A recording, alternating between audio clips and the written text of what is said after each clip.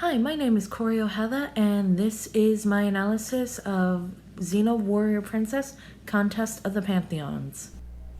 Xena Warrior Princess Contest of the Pantheons was written by John Layman and published by Dynamite Entertainment with the creative team of Fabiano, Richard, Chris, and Simon, who did the artwork, coloring, and lettering, respectively. This graphic novel is about 106 pages in total, but only 87 of those pages are of the story itself. Now, I call this a graphic novel, but is it truly considered a graphic novel? Yes, I would actually call this a graphic novel. This is a single story that starts at the beginning and it has an end that doesn't continue into another volume. And it's not a compilation of different stories to make up a graphic novel. Now, when it comes to the part of the acts, this comic has a really interesting approach. While we have been shown that Act 1 normally starts on maybe the first page or the second after the splash page is introduced, this one starts off on page 1, but I don't find the first act to start until about a few more pages in. The first 3 pages gives us the situation. While the Greek delegation were visiting the Egyptians, the necklace Ra had given Isis as a gift had gone missing. So now the two sides start blaming each other, the Greeks being called thieves while they call the Egyptians liars, has now started a war that not only affects the mortals, but has the gods fighting as well. It's after this that it leads me to think that that's more of like a prologue that we see in the novel than rather the beginning of the first act. Because after that, where we see Poseidon and Sobek fighting in the ocean, we find out a Hydra is attacking a ship, and on that ship we find Xena being announced to be able to protect them, as well as the words Part 1. Now, when it comes to the acts, all of them seem to follow this pattern, where it will open up on an even number page and with a splash page introducing the next part of the arc, such as on page about, I believe, 26, where Act 2 starts. Same thing with the later arc or act on page 48, where you get more of where the ending starts to kick in. So this story follows Xena as she is once more pulled into some dramatic conflict that the gods have brought upon themselves. So now a contest of champions is going to take place, and whoever has defeated Levitrol will become the Greek champion. Fun fact, this comic actually didn't only include the Egyptian pantheons with the Greeks. There's a hint of Norse mythology in this, as they say Levitrol has a hint of frost giant blood in him, which is from the Norse mythology. Though sadly, it isn't Xena who won that battle. Technically, when she flipped Levitrol over, he may have gotten speared on Gabrielle's bow staff, making her Zeus's champion. So, Gabrielle has been picked as the champion for the Greeks. Who exactly is she fighting, and how does this tie into Xena's goal? It looks like the Egyptian champion is our big blue boy, Pharaohsis. And it looks like he has a little bit too much fun beating up on those who are smaller than him to be considered healthy. So this leads us into Xena's goal, her need and want to protect her friend Gabrielle in this crazy tournament the gods had decided was their only solution to ending a war. And this works well with the conflict that we find in Act 2, where she gets her friend to convince the gods maybe there should be more than one champion. Why should you only have one battle when you can be entertained with many? And this plan works a little too well, as not only does Xena and two other friends get to compete in this tournament, but this gives the opponents a chance to beef up their side as well, as we see Pharaohsis accompanied by some Egyptian minotaurs, the Apes or Api.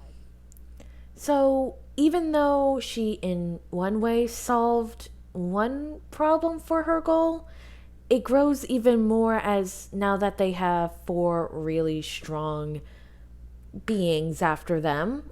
One set which they already saw terrorizing a village, but now we have issues in the underworld as we see Anubis go down there and basically backhand Hades into unconsciousness. So now the question is, does this story have a solid story arc? And it does. It has a clear beginning, middle, and end. We get to see the beginning with the war starting over a necklace, the middle with Xena and her friends trying to survive and win this championship, and the ending where we find out about Anubis wanting to take over the world and rule an army of the undead, and then get his comeuppance in the end as we get to see Xena slice him in half. Though when it comes to having a character arc or a solid character arc, it honestly didn't seem like most of them had this kind of growth developed for them, except when it comes to one character in particular.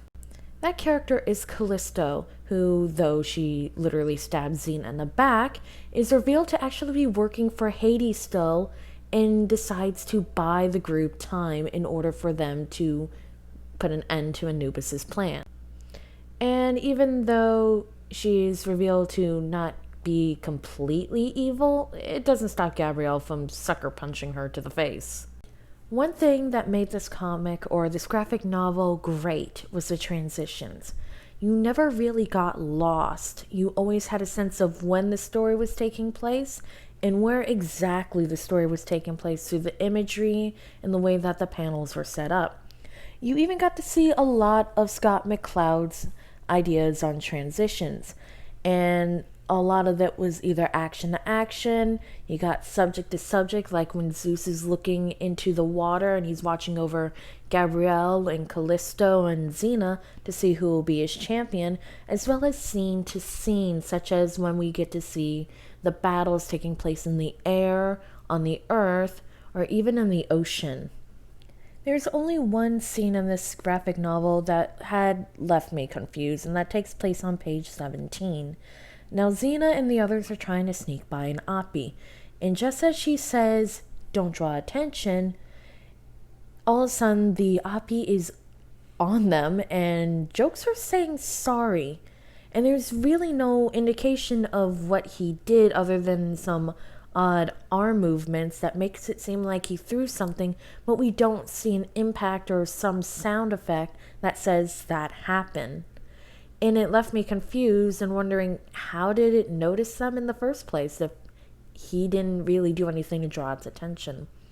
But other than this, the story continued on relatively well, and it's the only thing that I had an issue with. The graphic novel also does a great job of using pages as mini comics, such as the page where we see Mount Olympus for the first time. It opens on Mount Olympus. In the middle, we find out how an ambassador from the Egyptian Pantheon wishes to speak to Zeus, and ending with her saying, "Kill me now and you will never hear Ra's message."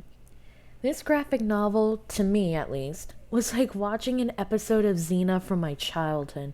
The captions gave you just enough detail and backstory to draw you in, but not such an overpowering thing where it's becoming a chore.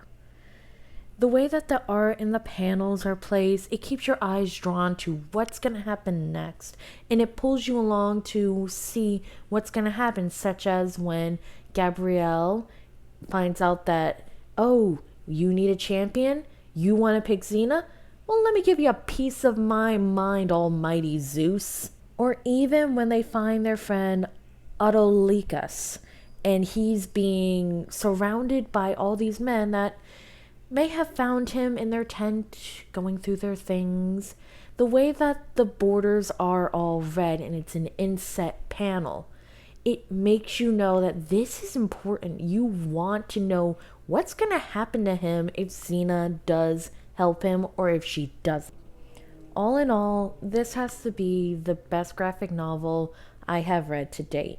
And Would I recommend this to my classmates? Yes, I would. This story, it has a bit of something for everyone.